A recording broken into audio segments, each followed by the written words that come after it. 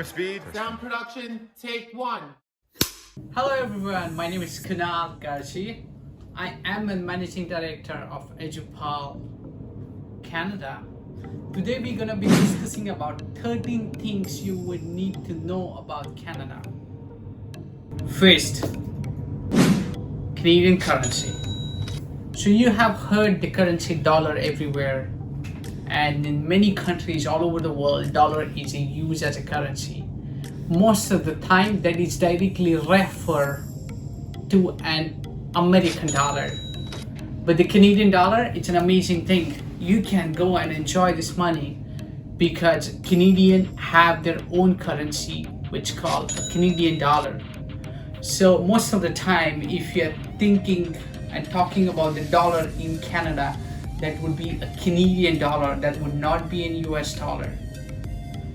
So in Canada we use Canadian dollar. If you deal with Canadian companies, if you deal with Canadian immigration or anything, the price is mentioned dollar, and that means only about most of the time it's Canadian dollar. But please check out and talk to your companies or places who are you dealing with, because some of the American companies do a business in Canada, they would have charged you in a different way. Let's talk second about the weather. What does it mean by weather? Canada can be really hot and really cold. For example, I'm living for past 7 years in Montreal, and summer temperature in Montreal can go to 40 degrees Celsius. How much? I'm talking 40 degrees. It's really hot. And many places in Canada or in Montreal, for example, I haven't seen you have the AC everywhere. It's not the concept, because it can be 2 weeks or 3 weeks you have 40 degrees or maybe, and then you have a normal weather. But in Canada, summer temperature can be 40 degrees, and when you can go back in a winter, it can be minus 40 degrees. So you have two extreme weather conditions in Canada. So if you like winter sports, you want to do something, minus 40, it's a really cold, but maybe minus 20 can be a good, minus 10 can be a really good option for you to do the sports. Let's talk about third thing, which is your ID card. So many places you're gonna go about, people are gonna ask you for your ID. So whenever you will go across outside, you're gonna go and do something, if you want to buy some stuff, you need to carry your ID card with you, because people are gonna ask you for ID card. For example, if you go to SAQ in Quebec, it's an alcohol store, you gonna need to show your SAQ card. These are like a basic requirement you wanna showcase to people when it comes to carrying your ID card somewhere. For example, I have a Quebec ID card, which is a Quebec medical insurance with me. Should that allow me, I can use that as access. So when I go to airports, when I work somewhere, when I want to go and get any kind of service, they ask me for photo ID, and this is the ID which I carry all the time with me. The fourth thing, which is not really common, is laptop or mobile chargers. So the best way when you start traveling around, you want to ask for or carry with you a universal charger. That's my personal preference. I carry a universal charger with me most of the time because I travel all across the world, and when I see into the possibilities, what I am doing, what are the things I need. For example, if I go to Middle East, if I go to Germany, if I go to India, if I go to Europe, I would prefer to use a universal charger. So to have that universal charger, I personally prefer a charger which can be used all over the world, and I can just have an extension, so universal extension for my chargers. That's what I carry with me all the time. But Canadian have a different system when it comes to electricity. So best way to have that, either you can order it from Amazon, you can find the link below, or you can do one thing, wherever you are in your own country, and if you can find it at a cheaper cost, just bring it before arriving here, bring it with you, so when you arrive you don't need to wait and go to a store to find your charger. So these are the things you need to look into stuff. The next is a driving license, something really important. I personally think it's good to have a driving license, because if you live in a bigger city, it's good to have a public transportation. It's easy to move around. But certain places, if you have a permanent residence, your validity of license is only up to certain months depending upon the province we are going, and then you need to have a local license. So if you are working, if you are coming here as a resident, or you're coming here as a student, which are the most of the people who are watching this video coming here as a student, you have to see according to which province what is your license capacity. I know certain provinces can allow you, or places could allow you to, when you are a student, you can use your license till the time of you are being a student. So but please check that information depending upon place where you in. Next is languages.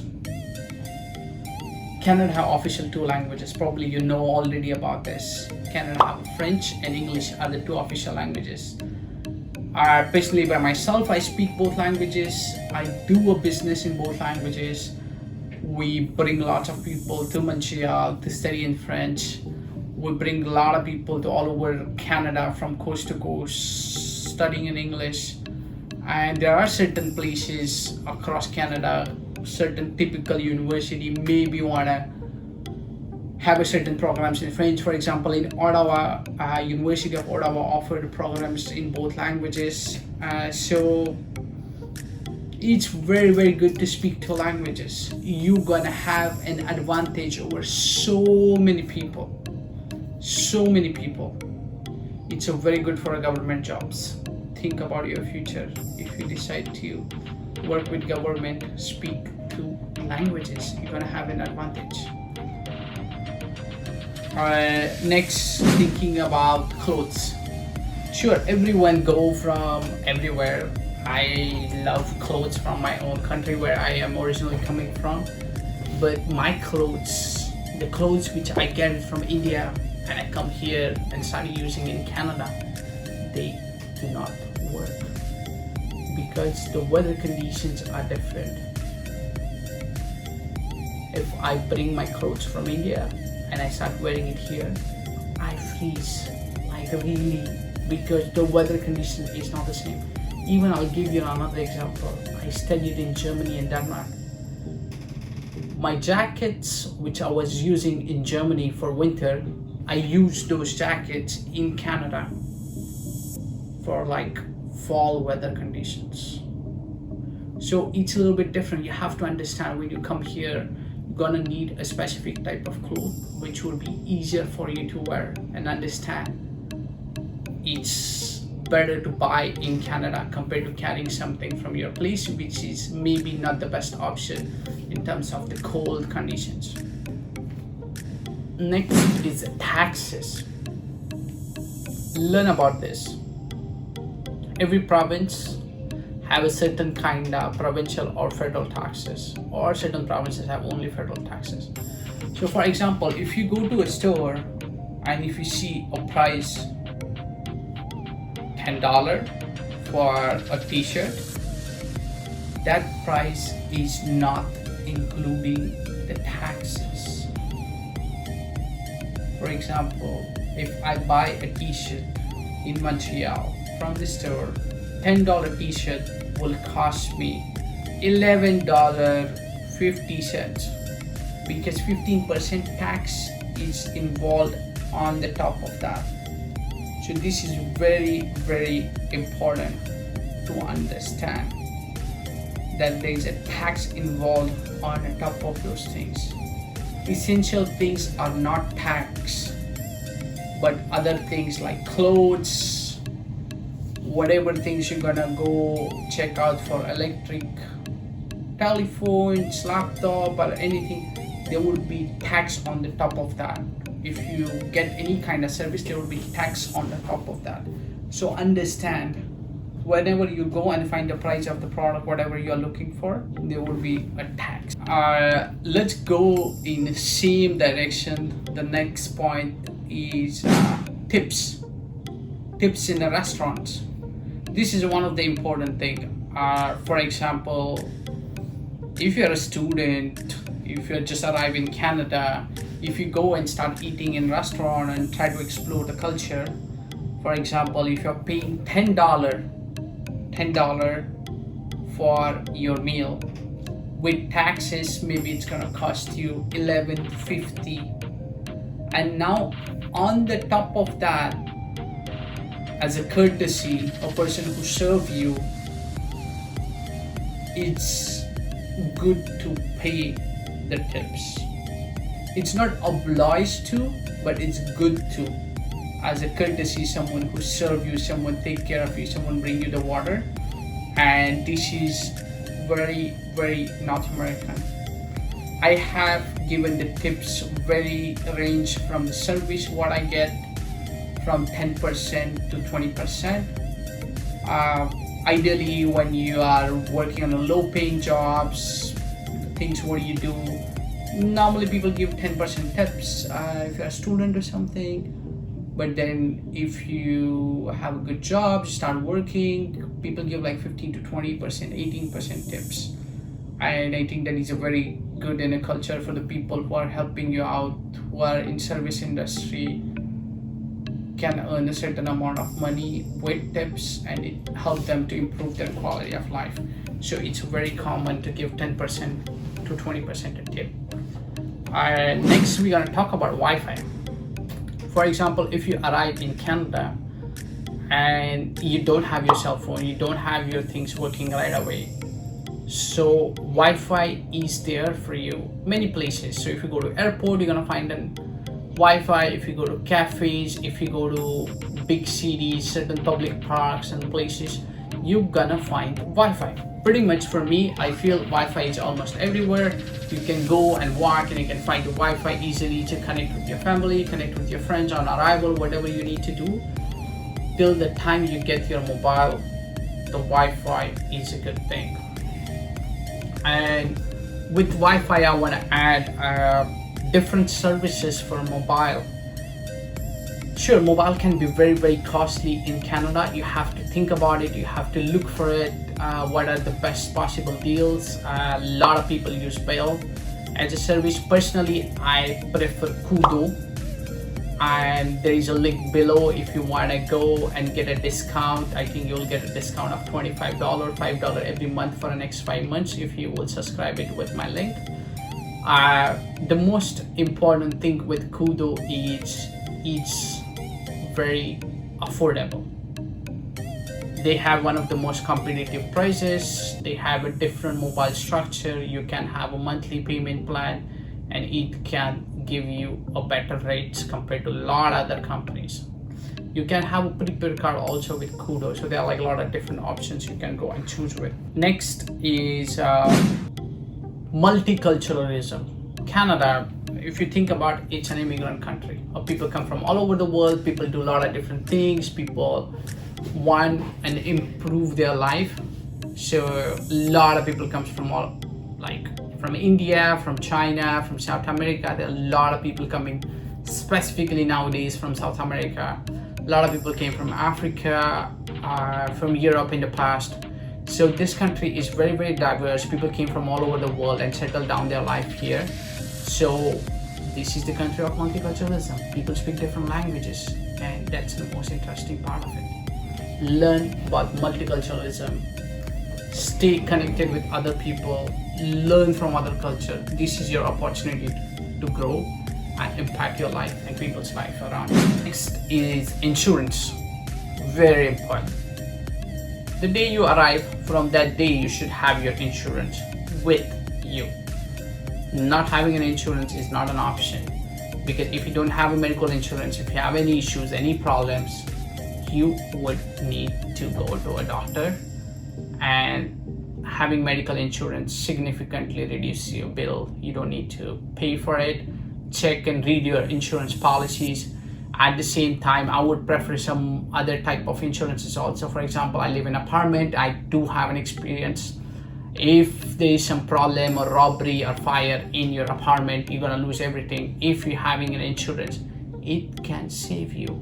It can save you your time, it can save you money, and it can save you a lot of different things. So think about having an insurance for a car, maybe. If you're buying a house, make sure you have an insurance for a house. So there are like a lot of things involved in an insurance. Next is opening hours of places. So for example, certain places are open from Monday to Friday. Some of the malls are open till like 6 p.m. Some of the times it's 7 p.m., 8 p.m. But on the weekend, many places, many malls get closed around 5 o'clock, 6 o'clock. So you have to go and read in your own location what is happening, where I can go, what I can find, and then you will have a solution on it. Next option is my personal favorite, and I think that's last in the list, is looking for a local food. There are a lot of farms, local farms around the places or cities which you live. For example, I prefer to buy food from Lufa Farms. Lufa Farm is an amazing place. They produce the food on the rooftop in Montreal. So I just go online, I book it, they deliver next to my home. I'll just go and pick it up, and I would eat a local organic food which is coming from close by my places. So probably there are places across your cities as well. Look for it, find the place, and eat good and healthy local food. I think that's it for today. Thanks a lot for checking us out. We are an education company which will help you to make your dream come true, to come to Canada. We are affiliate partner. We are partner with Immigrative Visa Services, and Immigrative makes sure to do all your visa work. Because you watched today's complete video, go and check in the description all the affiliate links which are mentioned there. We are giving you 5% discount for booking an appointment with us, understanding your education journey, understanding your immigration journey, and making it happen, and making it in the right way with the right people who will change your life and who will give you an opportunity and make your dream come true. Adios, bye bye. Thank you so much for watching the video. Please subscribe for the more information. Let me know what you want to hear. We will bring you that content from us to you with all real Canadian experience. Thank you so much. Adios, bye bye.